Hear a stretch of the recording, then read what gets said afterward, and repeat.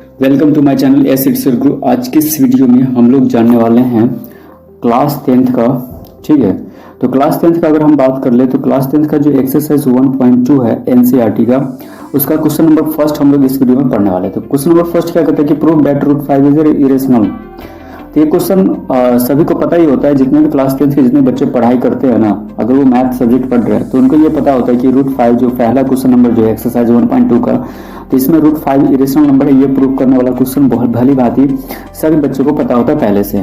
तो हम लोग इस वीडियो में ना पूरे अच्छे तरीके से ना कॉन्सेप्ट क्लियर करने वाले हैं कि रूट 5 जो होता है इरेशनल नंबर, प्रूव दैट वाला क्वेश्चन जो है इसको अच्छे तरीके से हम लोग क्लियर करेंगे इस वीडियो में। तो लास्ट तक क्या करना, अंत तक पूरे वीडियो को आपको अच्छे से देखना है ताकि आपको कोई भी डाउट ना हो इस क्वेश्चन को लेकर के।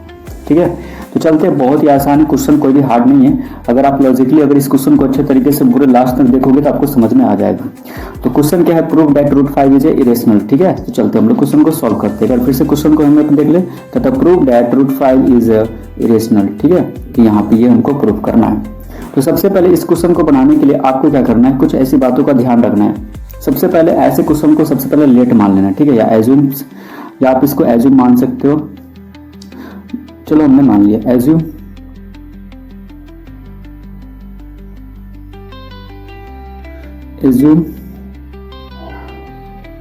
रूट 5 इज ए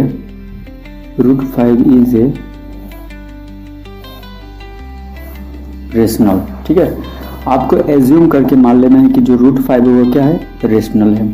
ठीक है, हमने रूट 5 को रेशनल। चलो अब क्या करना है, अब जब रेशनल होता है रूट 5 इज ए रेशनल, तो बच्चों मैं एक चीज बता दूं आपको, रूट 5 इज ए रेशनल तो रेशनल नंबर क्या होता है, रेशनल नंबर को हम लोग p बाई क्यू के फॉर्म में लिखते हैं। वेयर क्या होता है कि q does not equal to 0, या इसको ऐसे भी हम लिखते हैं। अगर आप ध्यान से देखो, अगर आप यहाँ पे कहीं पे क्या होता है कि हम लोग p बाई क्यू के फॉर्म में नहीं तो कहीं पे हम लोग a बाई बी के फॉर्म में भी लिखते हैं। अब वहाँ पे क्या होता है कि वेयर जो होता है ना b does not equal to क्या होता है, 0 होता है। राइट, चलो इतना तक समझ में आया। तो सबसे पहले इस तरह के जो प्रूफ दैट जो रूट 5 इज इरेशनल जो ये आप क्वेश्चन आप देख रहे हो ना, इसको बनाने के लिए सबसे पहले आपको क्या मान लेना है, एज्यूम मान लेना है। ठीक है, आपको एज्यूम करके रूट 5 इज इरेशनल लिखना है। यानी कोई भी क्वेश्चन इस तरह का, चाहे रूट 5 और रूट 3 रूट 7 रूट 8 रूट 9 कुछ भी हुआ क्वेश्चन, तो आपको एज्यूम उसको लिख लेना है। यहाँ पे रूट 5 की जगह पे कोई भी हो सकता है, रूट 3 हो सकता है, रूट 7 रूट 8 रूट 9 यानी कुछ भी। ओके, तो यहाँ पे रूट 5 इज क्या है, रेशनल। हमने क्या किया, इसको एज्यूम करके मान लिया। अब चूंकि रेशनल है तो रेशनल क्या होता है, a बाई बी के फॉर्म में या p बाई क्यू के फॉर्म में होता है। वेयर जो होता है b does not equal to 0, क्योंकि हमेशा हम लोगों ने पढ़ा है, अगर आप ध्यान से देखोगे तो एक चीज आप नोटिस करना कि जो a बाई बी जो ये होता है ना, अगर आप यहाँ पे ध्यान से देखो तो जो a बाई बी है ये आपको रेशनल नंबर के फॉर्म में तो होता है, लेकिन एक चीज आपको यहाँ पे ये समझना पड़ेगा कि रेशनल नंबर के फॉर्म में होते हुए ये जो इसका जो डिनोमिनेटर जो b है ना, ये कभी 0 नहीं होता है। क्लियर, ये जो इसका डिनोमिनेटर जो 0 है ना, सॉरी डिनोमिनेटर जो b है वो 0 नहीं होता है ना। चलो अब आगे हम लोग देखेंगे इस क्वेश्चन को बनाना है, क्योंकि इतना तो हम लोग समझ चुके हैं। अब रूट 5 इज ए रेशनल हम लोगों ने लिख लिया, तो अब आपको करना क्या है, अब ध्यान से देखो, अब लिखना है रूट 5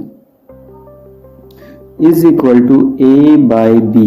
क्लियर, ठीक है, हम लोग लिखे root 5 is equal to a by B.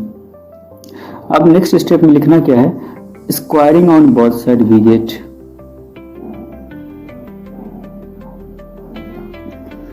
Squaring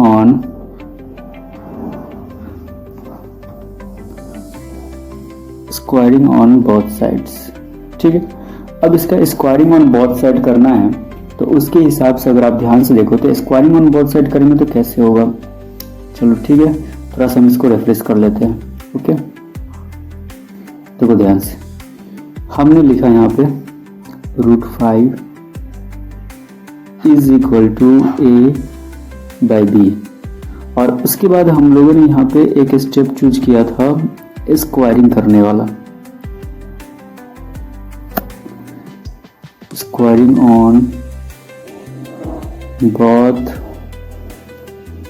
on both sides. ठीक है, अब जब हम स्क्वायरिंग करेंगे रूट 5 का square is equal to a by b का स्क्वायर। यहाँ तक समझ में आया क्योंकि दोनों साइड क्या करना है आपको, स्क्वायरिंग कर लेना। तो स्क्वायरिंग ऑन बोथ साइड, दोनों साइड करोगे तो यहाँ पे जो √5 है, इधर जो क्या है, अगर आप इधर ध्यान दो तो इधर है a/b, ठीक है, और इधर क्या है √5। तो यहाँ पे हमने लिखा √5 का स्क्वायर, क्योंकि दोनों साइड स्क्वायरिंग करना, इधर a/b है तो इधर a/b का स्क्वायर। क्लियर, समझ में आया? अब हम क्या करेंगे यहाँ पे, अगर आप ध्यान से देखो तो √5 का स्क्वायर क्या होता है, स्क्वायर रूट को कैंसिल करते थे, यहाँ पे हो जाएगा 5 इज इक्वल टू, यहाँ पे a/b का स्क्वायर है तो ये हो जाएगा a²/b², या ये b² 5 के साथ मल्टीप्लाई हो जाएगा तो हम लिखेंगे या a² is equal to 5b², या यहाँ पे अगर b² को रखते हैं तो ये जो 5 है उधर जाएगा तो a को क्या करेगा, डिविजिबल होगा, मतलब डिवाइड करेगा, है ना। तो यही मेन कॉन्सेप्ट था इस क्वेश्चन को बनाने का। तो यहाँ पे अगर आप ध्यान दोगे तो हमने जो यहाँ पे एक चीज़ लिखा है, कि जो 5 इज इक्वल टू यहाँ पे a²/b² है, तो ये क्या हुआ कि यहाँ पे क्रॉस मल्टीप्लाई हो गया, 5 को b² से किए तो यहाँ पे क्या हो गया, a² इज इक्वल टू यहाँ पे हो गया 5b²। अगर हम b² को इधर रखते हैं तो जो ये 5 है इसका मल्टीप्लाई में, तो a² को क्या करेगा, यहाँ पे डिवाइड करेगा, डिविजिबल करेगा। यहाँ तक क्लियर हो गया। तो अब ये जो हमारा जो यहाँ पे प्रोसेस है उसके अकॉर्डिंग अगर हम कहेंगे कि जो 5 है ना, a² इज डिविजिबल बाई क्या हो जाएगा, यहाँ पे 5 से डिविजिबल हो रहा है ना 5 से, तो अब हमको लिखना है, चलो हम इसको इरेज कर लेते हैं। यहाँ पे कॉन्सेप्ट क्लियर। चलो हम लोग क्या करेंगे, अब नेक्स्ट स्टेप में आगे लिखेंगे, क्योंकि जो a क्या बोला हमको कॉन्सेप्ट आ गया था, यहाँ पे आया था हम लोग को, अब 5b² is equal to a², ये आया था, ठीक है। अब ये जो आया तो हमने क्या किया, क्योंकि अगर हम b² को इधर रखते हैं तो उधर जो a², ये जो 5 इधर जाएगा तो ये क्या करेगा, हमने क्या बोला कि अगर मान लो कि आप b² को इधर रखे हुए तो a², ये जो 5 इधर जाएगा तो क्या करेगा, a² को क्या करेगा, ये डिवाइड कर रहा है ना, तो a² कैसे किससे डिविजिबल हो रहा है, 5 से। तो आपको स्टेटमेंट लिखना है, आपको स्टेटमेंट में क्या लिखना है कि a² इज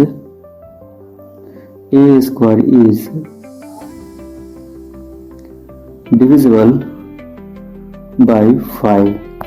ओके, तो जो a² है वो किससे डिविजिबल हो रहा है, 5 से डिविजिबल हो रहा है। जब a² 5 से डिविजिबल होगा तो ऑल्सो a भी 5 से डिविजिबल होगा, तो a is divisible by 5।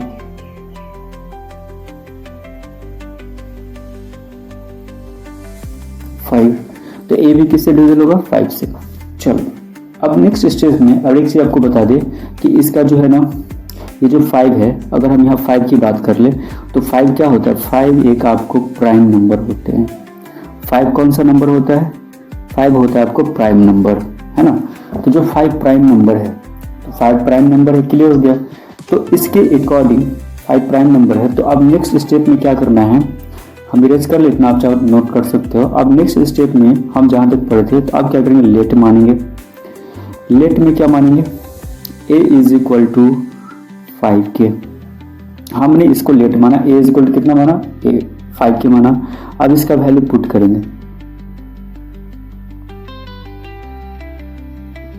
Put the value, ठीक है। अब किस में पुट करना है, पहला वाला जो हम लोग पढ़े थे तो क्या आया था, a² is equal to 5b²। ये कॉन्सेप्ट था पहले वाला प्रोसेस जो हम लोग किए थे। तो इसके अकॉर्डिंग हम लोग को क्या मिला था, a² is equal to 5b²। तो यहाँ पे a इज इक्वल टू, यहाँ पे हमने 5k माना है, ठीक है। तो हम a की जगह पे लिख सकते हो 5k² इज इक्वल टू, पहले से ये 5b² है ना। अब यहाँ पे आपको क्या करना है, अब यहाँ 5k² है तो 5 5 से 25, तो यहाँ पे हो जाएगा 25k² is equal to 5b², ठीक है, क्लियर।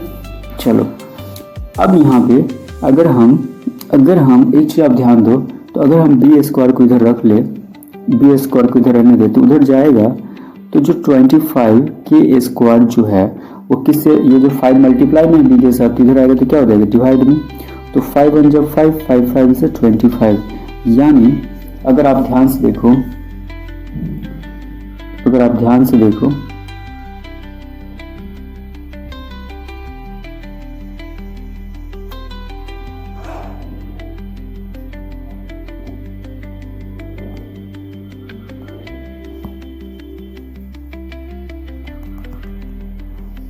चाहिए तो हम इरेज कर लेते हैं। तो हमको क्या मिला था यहाँ पे, अच्छा यानी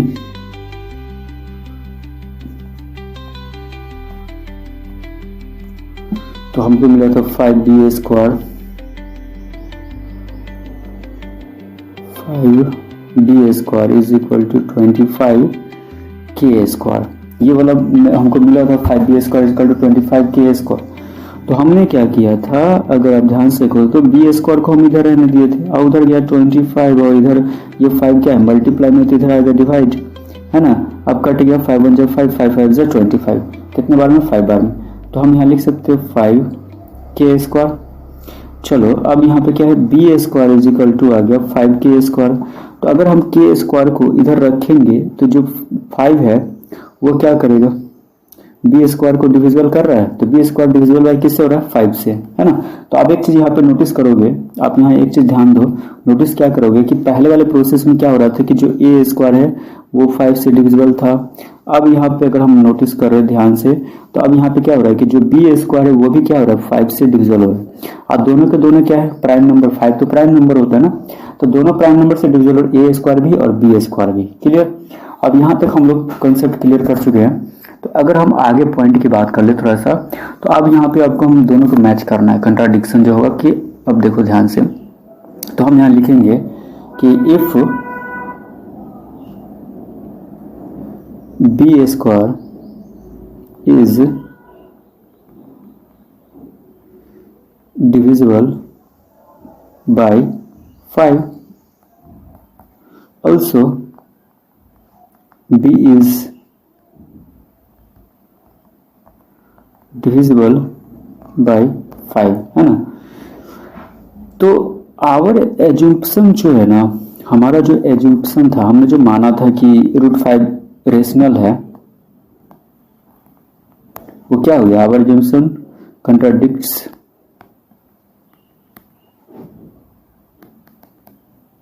इज रॉन्ग। क्लियर। मतलब जो हमारा एज्यूम्पशन था वो सही नहीं है, गलत है। तो इसके हिसाब से अब हम यहाँ लिख सकते हैं, अब हम यहाँ पे लिख सकते हैं 100%, कोई दिक्कत नहीं, हम लिख सकते हैं कि √5, सो √5 इज अ